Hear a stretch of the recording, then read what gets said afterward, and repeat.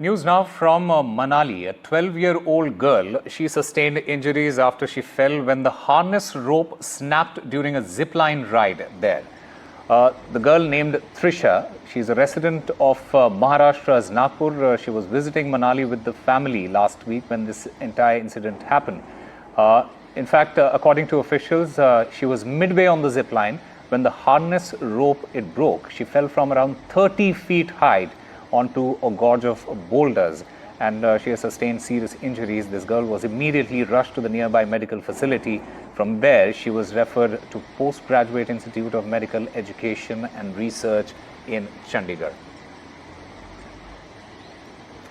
In fact, she was later taken to a hospital in Nagpur, where she is currently undergoing. In fact, these are dramatic visuals. We are not exactly showing you the entire footage because of the nature of that footage. But this girl named Trisha, she was ziplining when that zipline ride, it snapped, the rope snapped.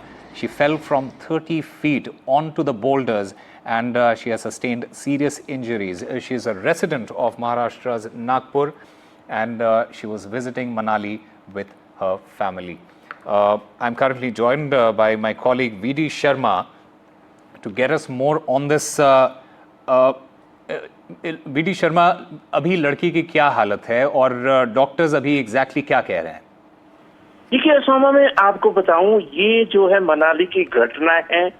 लड़की जो है zip line की belt टूट गई थी और ये 30 feet गहरी खाई में गिर गई थी लड़की, और इसको पहले मनाली के अस्पताल में एडमिट किया गया था। वहां से जब डॉक्टरों ने देखा कि इसकी हालत गंभीर है, वहां से इसको पीजीआई रेफर किया गया है, और पीजीआई में इसका इलाज होने के बाद भी अभी हालांकि कंफर्म नहीं है कि इसको नागपुर शिफ्ट किया गया है, लेकिन यहाँ से जो है मनाली से इसको रेफर चंडीगढ़ पीजीआई इसलिए किया गया क्योंकि इसकी हालत गंभीर थी। काफी ज्यादा इसके पैरों में और टांगों में चोटें आई थी, जिसके चलते मनाली में डॉक्टर को ये लग रहा था कि इसकी स्थिति ठीक नहीं है और इसको वहां से शिफ्ट पीजीआई चंडीगढ़ किया गया है। अब चर्चा ये है कि वहां से भी पीजीआई चंडीगढ़ से इसको नागपुर के अस्पताल में कहीं इसका इलाज चल रहा है। और शर्मा जी, कई बड़े सवाल भी खड़े होते हैं, स्पेशली लाइसेंसिंग को लेके। रेगुलेशंस जो है वो इन प्लेस हैं या नहीं है, क्योंकि tourism as an industry Himachal Pradesh में काफ़ी अनरेगुलेटेड इंडस्ट्री है एक बड़े तौर पे। सरकार का कितना बड़ा रोल हो जाता है इस तरह के इंसिडेंट्स को अवॉइड करने के लिए?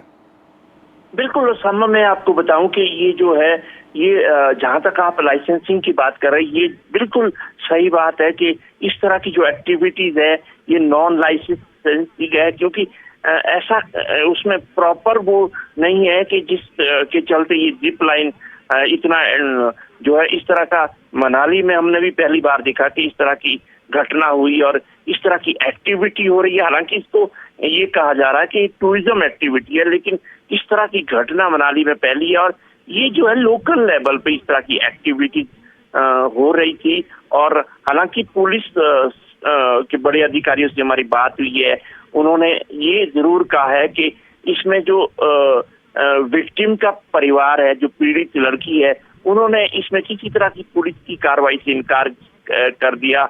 इसलिए जो एसपी कुल्लू है कार्तिकेयन, उनसे मेरी बात हुई तो उन्होंने साफ तौर पे कहा कि जो विक्टिम पीड़ित जो बच्ची है त्रिशा, उनके जो परिवार के लोग थे, उन्होंने कहा कि हमें किसी तरह की जो है इसमें एफआईआर नहीं करनी है, कोई शिकायत नहीं करनी है।